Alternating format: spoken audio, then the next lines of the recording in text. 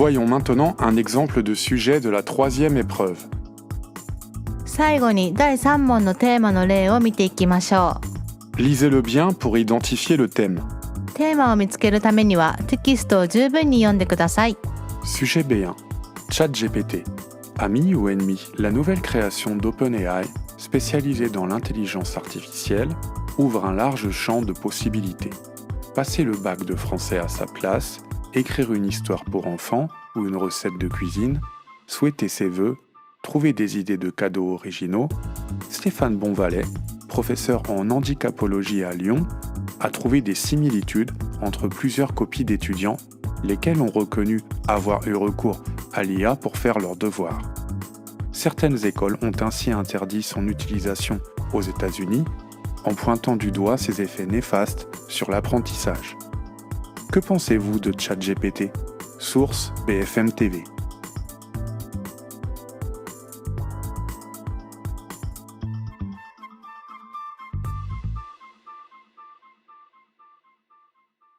Il faut ensuite faire un plan sous forme de notes présentant rapidement les causes, les conséquences, les avantages et les inconvénients. Il est important de bien organiser ses idées en utilisant des connecteurs logiques. プランを立てるためにはいくつかの論点、理由、結果、利点、難点、賛成、反対などを選び、相手に分かりやすく伝えるために論理接続詞を使用することが大切です。 Voici un exemple de plan personnel. On commence avec les aspects positifs. Numéro 1. C'est une IA révolutionnaire qui touche à tout. Mais aussi, numéro 2, c'est une aide aux devoirs pour les étudiants comme avec un professeur privé. Par exemple, correction des erreurs de français d'une rédaction d'un étudiant étranger, explication de grammaire. De plus, numéro 3, elle permet de gagner du temps. Par exemple, complément des moteurs de recherche qui permet d'obtenir facilement une recette de cuisine ou d'écrire une lettre à notre place. Par ailleurs, numéro 4, c'est une IA de bons conseils quand on est à court d'imagination. Par exemple, elle permet de trouver une idée de cadeau pour l'anniversaire d'un ami. On passe maintenant aux aspects négatifs. Par contre, numéro 5, c'est une solution de facilité qui va simplement encourager la paresse. Par exemple, le mangaka de One Piece a demandé à ChatGPT de lui écrire un nouveau chapitre. Et puis, numéro 6, il y a un risque pour les étudiants de ne plus progresser. Par exemple, on peut demander à ChatGPT de faire nos devoirs à notre place. On passe maintenant aux aspects négatifs. En outre, numéro 7, c'est une IA potentiellement destructrice d'emplois. Par exemple, programmeur informatique, journaliste, traducteur, assistant juridique, etc. Voici un petit récapitulatif de l'exposé. Présentez le texte, son thème et sa source. Sujet B1. ChatGPT, ami ou ennemi? Exemple de production orale. J'ai choisi le sujet numéro 2, qui est un article sur les bouleversements apportés par le robot conversationnel ChatGPT.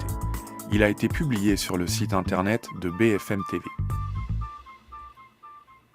Commencez avec un connecteur logique exprimant la classification ou l'énumération.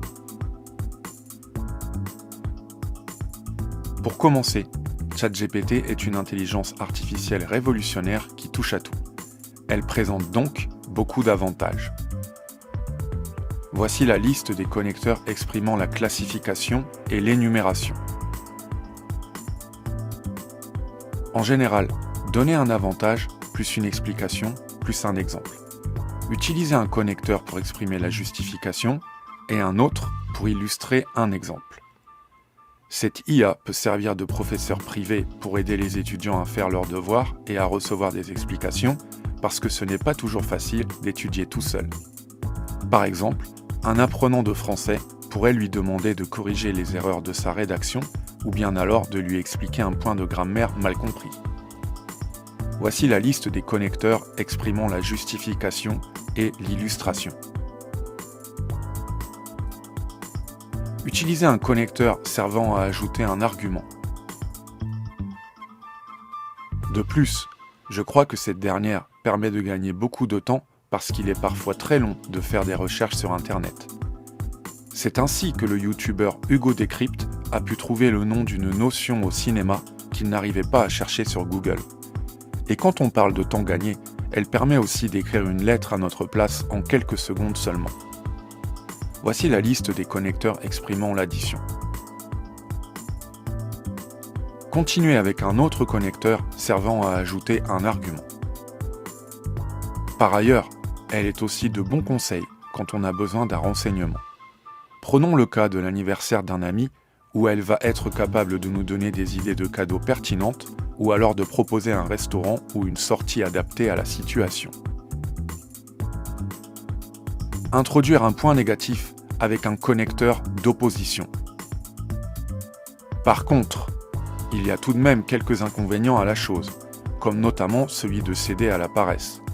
C'est le cas du papa de Luffy qui a récemment fait appel au chatbot pour écrire un nouveau chapitre de One Piece.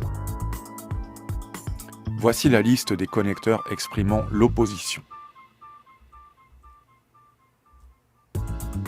Continuez avec un connecteur servant à ajouter un argument. Et puis, il me semble que cela peut nuire à l'apprentissage d'une langue. Considérons, par exemple, des apprenants de français qui utiliseraient en permanence cette IA pour faire leurs devoirs à leur place. Eh bien, je pense qu'ils ne feraient plus beaucoup de progrès dans la langue, car la machine ferait tout pour eux.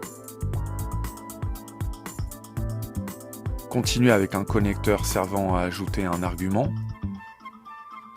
En outre, si de nouveaux métiers vont probablement voir le jour avec ce progrès, il va malheureusement entraîner la perte de nombreux autres.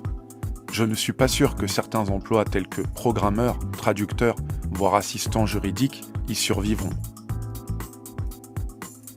Parlez de son expérience personnelle avant la conclusion. Pour ma part, j'utilise souvent ChatGPT pour corriger mes traductions en japonais ou pour faire des recherches rapides, par exemple. C'est pourquoi je trouve que c'est une très bonne assistance pour le travail. C'est pourquoi, donc, par conséquent, alors, ainsi, de ce fait, exprime la conséquence. Conclusion, pour ou contre ? Pour conclure, je dirais que cet outil peut être formidable s'il est utilisé correctement en tant qu'assistant, mais qu'au contraire, il peut devenir un ennemi si l'on abuse trop de lui.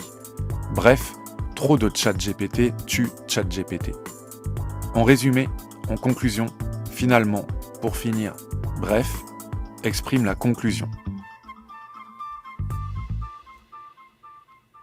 Voici les points importants à retenir.